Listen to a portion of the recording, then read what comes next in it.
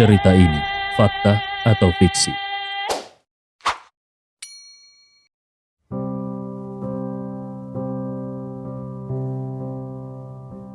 Bab 61. Tubuh Li Changfu langsung kaku dan dia secara alami bisa memahami arti kata-kata Gustav. Ini adalah ancaman sekaligus perintah. Dengan wajah malu, dia melirik putrinya dan sambil menggertakkan giginya dia berkata, "Baik Tuan Ye, aku mengerti." Setelah Gustav kembali masuk ke ruangan, Li Changfu memandang pengawalnya lalu dia menunjuk ke arah Sun Yaoyao dan Li Xin sambil berkata, "Seret mereka keluar." Tentu saja Li Xin tahu apa yang akan terjadi. Matanya penuh dengan keterkejutan dan dengan panik dia meraung, "Ayah, apa yang kau katakan? Aku adalah putrimu. Kau benar-benar akan mengikuti perintah si bodoh itu?" Li Changfu menampar wajah putrinya itu tanpa ragu-ragu. Dia tahu kalau masalah hari ini tidak ditangani dengan baik, maka bukan hanya grup Keiyuan yang tidak akan bisa diselamatkan, tapi bahkan kehidupan keluarganya pun mungkin tidak akan bisa diselamatkan. Anak-anak dari keluarga di ibu kota bisa melakukan apa saja untuk menghancurkan keluarga lainnya. Keluarga Ye di Agoru adalah contoh terbaik. Dan karena Li Changfu takut mati, akhirnya dia hanya bisa berkompromi.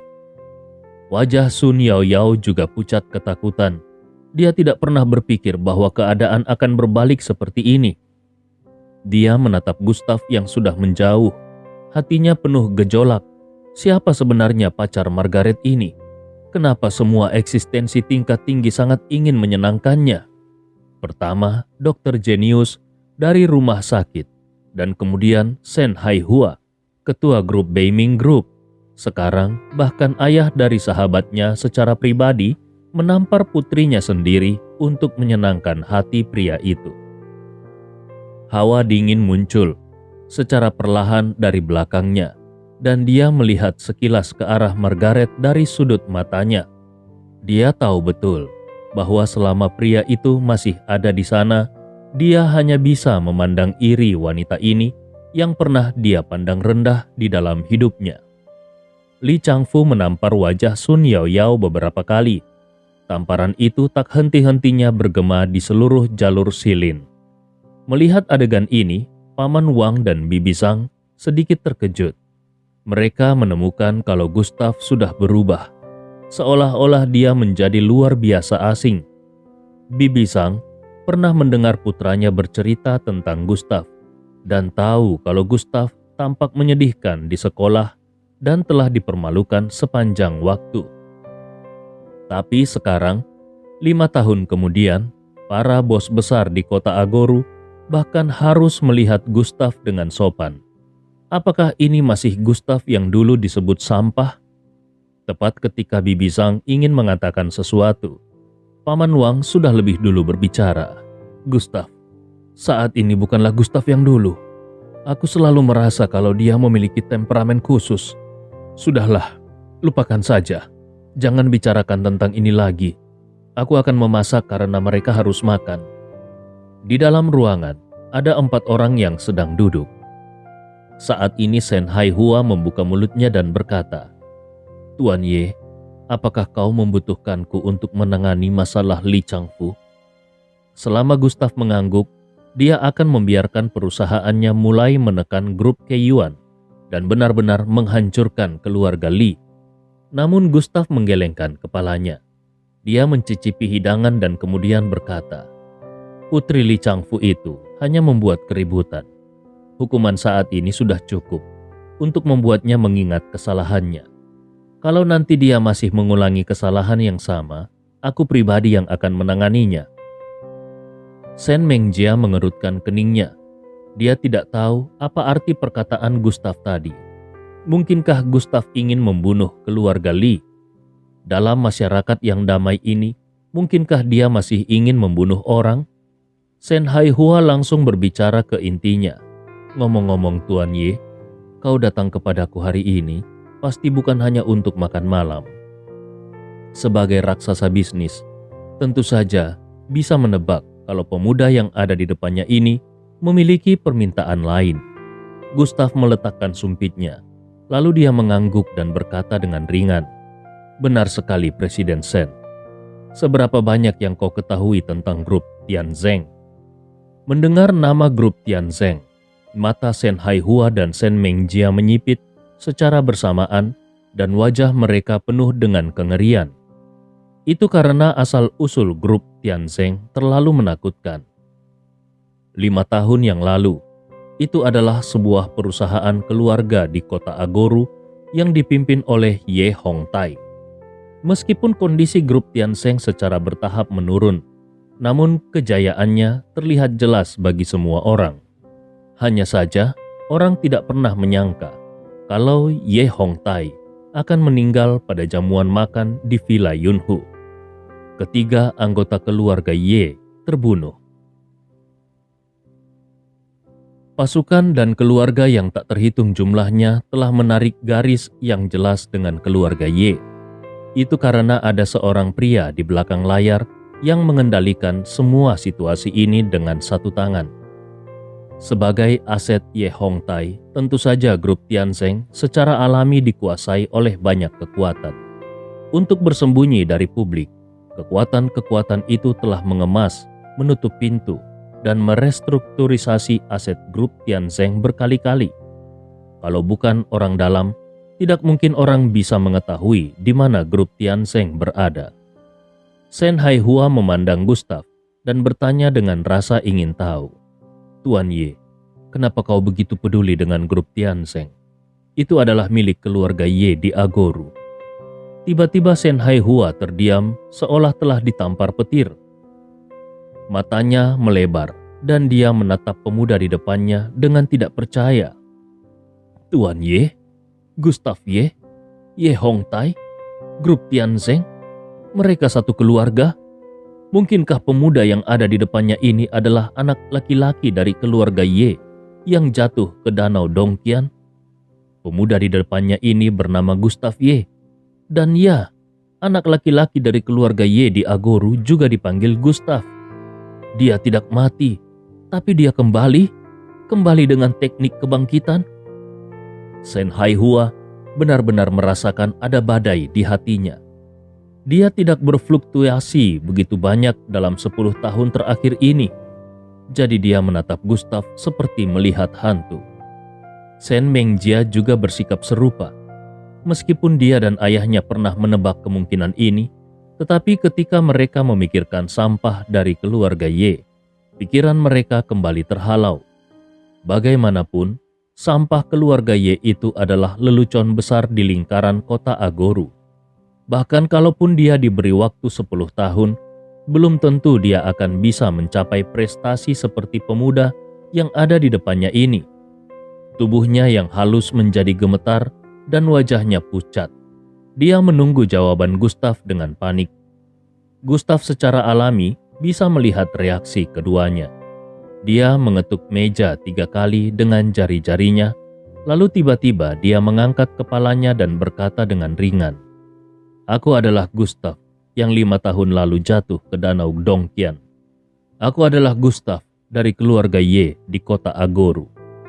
Suara Gustav terdengar datar, tetapi ada aura pembunuh yang tak terlihat di ruangan itu.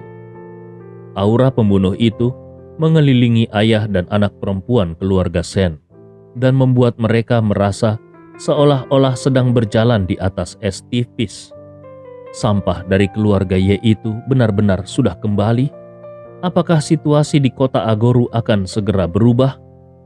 Sen Haihua sangat yakin bahwa tidak ada orang yang terlibat di Villa Yunhu pada saat itu yang bisa melarikan diri. Untungnya pada saat itu dia sibuk dengan bisnisnya, jadi dia tidak terlibat dengan keluarga Ye. Kalau tidak, keluarga Sen-nya pasti akan benar-benar hancur. Sen Haihua tersadar dari keterkejutannya. Dia menghela nafas panjang dan berkata, "Tuan Ye, aku benar-benar tidak menyangka. Kupikir orang tua Tuan Ye juga pasti akan sangat senang melihat pencapaianmu saat ini. Mengenai grup Tianzeng, aku memang tahu sesuatu.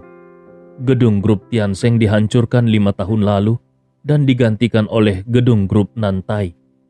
Kekuatan yang ada di belakang grup Nantai sangatlah rumit. Aku mendengar bahwa itu tidak hanya melibatkan masyarakat Nantai yang merupakan kekuatan bawah tanah terbesar di kota Agoru, tetapi juga melibatkan beberapa keluarga dan perusahaan besar di kota Agoru. Setelah insiden di Villa Yunhu, mereka mengikis seluruh grup Tiansheng melalui operasi komersial. Grup Tiansheng hampir sepenuhnya berubah. Kalau kau benar-benar tahu, grup King He saat ini adalah pengganti dari grup Tiansheng, dan pemimpin grup King He adalah Zheng Jingming. Mendengar nama Zheng Jingming, tubuh Gustav dibungkus dengan niat membunuh yang dingin. Dia tidak akan melupakan nama ini bahkan jika dia mati. Itu adalah teman lama ayahnya, seorang paman yang selalu dia percayai. Surat undangan dari Yunhu Villa diserahkan kepada ayahnya oleh Zheng Jingming. Dia bahkan samar-samar ingat bagaimana Zheng Jingming menyanjung pria besar di ibu kota pada malam ayahnya meninggal.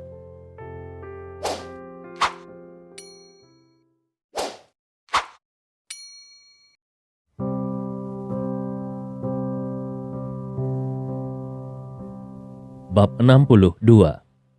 Tepat ketika Gustav dipenuhi dengan sedikit kebencian, Margaret menaruh tangannya di atas tangan Gustav sambil berbisik, "Gustav." Sentuhan kesejukan itu menyadarkan Gustav dari lamunannya. Dia memandang semua orang dan tersenyum saat ini. "Maaf, aku teringat sesuatu dari kejadian 5 tahun yang lalu." Secara alami, Sen Haihua tahu kebencian macam apa yang dirasakan oleh Gustav ketika keluarganya dibunuh. Dia berpikir selama beberapa detik dan kemudian berkata, "Tuan Ye, apakah kali ini kau kembali ke Agoru untuk mengambil grup King He?" Gustav mengangguk. "Tentu saja. Lagi pula grup Tiansheng adalah hasil kerja keras ayahku. Sebagai seorang putra, aku tentu ingin memenangkannya kembali untuknya." Sen Haihua berkata, "Apa yang Tuan Ye katakan itu tepat. Apalagi orang-orang itu menggunakan terlalu banyak trik. Apa bedanya perbuatan mereka itu dengan merampok? Tuan Ye, aku tahu, kau tidak tahu banyak tentang situasinya. Jadi hari ini aku akan menyiapkan salinan informasi grup King He untukmu. Dan kemudian, kita akan menemukan cara untuk memenangkan grup King He. Bagaimana menurutmu?" Setelah Sen Haihua selesai berbicara, dia menatap Gustav dengan gugup. Sen Haihua tahu betul bahwa kalau dia benar-benar ingin memiliki ikatan dengan pria di depannya ini, maka saat ini grup King He adalah satu-satunya peluangnya. Sen Mengjia yang ada di samping bahkan mendapati ayahnya gemetar. Ada apa dengan ayahnya? Apakah ayahnya begitu gugup? Gustav tidak pernah menyangka kalau Sen Haihua akan membuat saran ini. Dia belajar dari kata-kata Sen Haihua bahwa kekuatan di belakang grup King He itu rumit. Jadi kalau dia ingin menang, dia harus berani mengambil resiko. Tetapi Sen Haihua ini bersedia untuk membantunya bahkan tanpa banyak berpikir. Rasanya ini memang sedikit aneh. Jadi dia pun bertanya, "Tuan Sen, kau sudah mengatakan bahwa kekuatan yang ada di belakang grup King He itu rumit. Apakah kau tidak merasa takut kalau keluarga Senmu harus terlibat?" Sen Haihua tersenyum tulus. "Tuan Ye, kau mungkin tidak mengerti. Para pengusaha pasti mengejar kepentingan. Kalau kita berhasil memenangkan grup King He, aku berharap untuk mendapatkan 10% dari saham. Bagian sebesar itu hanya memiliki hak untuk mendapatkan dividen. Kontrol yang sebenarnya masih ada di tanganmu. Bagaimana menurutmu? Kalau kau setuju, aku akan segera melakukannya." Margaret sedikit terkejut saat mendengar permintaan Sen Haihua. Sebagai direktur grup Huamei, dia juga memahami beberapa aturan bisnis. Saran Sen Haihua ini hanyalah untuk mengikat Gustav dengan cara yang berbeda. Pengusaha mana yang tidak menginginkan hak untuk memilih? Pembagian dividen grup King He hanyalah setetes air di ember untuk seorang Sen Haihua. Kalau mereka bisa memenangkan grup King He, ini setara dengan Shen Haihua memberi Gustav hadiah besar. Secara alami Gustav tentu memahami tujuan Shen Haihua, tetapi dia sendirian sekarang. Jadi tidak diragukan lagi, yang terbaik saat ini adalah menggunakan Shen Haihua untuk memenangkan kembali hasil karya kerja keras ayahnya. Tetapi cara ini setara dengan berhutang budi pada Shen Haihua. Baiklah, kalau keluarga Shen berada dalam masalah di masa depan, Gustav memutuskan untuk membantunya satu kali. Gustav pun membuka mulutnya dan berkata, "Kalau begitu, sepertinya aku akan merepotkan Tuan Shen." Shen Haihua sangat gembira. Tinjunya sedikit mengepal dan dia sangat bersemangat. Dia tidak memiliki kegembiraan seperti ini selama bertahun-tahun. Dan pada saat ini, dia memiliki firasat bahwa keluarga Shen sudah terikat dengan kapal induk. Tidak akan lama lagi, keluarga Shen bukan lagi keluarga kecil di Agoru. Makan malam ini berlangsung sampai jam 8. Shen Haihua pulang dengan tergesa-gesa. Sebenarnya dia ingin putrinya menghabiskan waktu lebih banyak dengan Gustav. Tetapi karena Margaret ada di sini, jadi dia hanya bisa menyerah.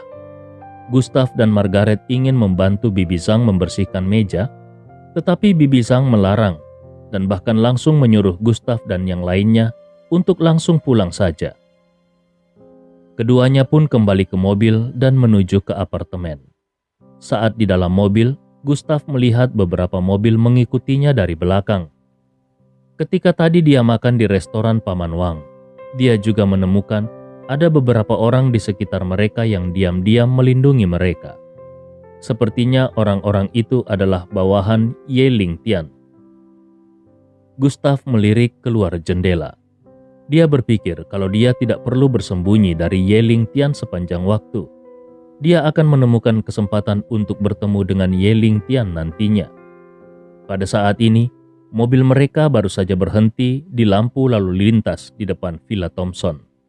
Margaret membuka jendela dan menjulurkan kepalanya, lalu menatap kediaman pusat kota paling mewah di Agoru. Dia tidak bisa menahan diri untuk tidak menghela nafas dan berkata, "Gustav, menurutmu, berapa tahun aku harus berjuang agar bisa memiliki rumah seperti itu?